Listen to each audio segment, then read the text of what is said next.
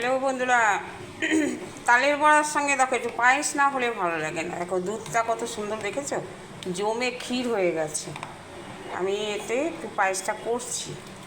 কি বলো তো, কাজু বাদাম কিশমিশ দিলে আমার নাতি খায় না, যার জন্য আমি দিইনি। ফেলে দেয় জানো, বেছে বেছে ফেলে দিবে। ওই জন্য আমি কাজু কিশমিশ দিতে পারলাম না। তো এমনি খাই ও। একদম খাঁটি দুধের মধ্যে দেখো চাল দিয়ে দিয়েছি, গোবিন্দভোগ চাল। এই পায়েস দেখো কত সুন্দর।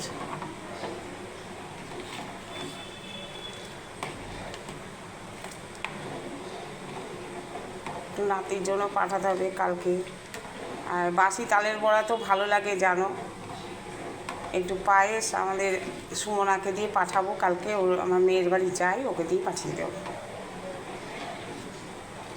তো চলো, এই হচ্ছে বিকেলে খাবার করলাম।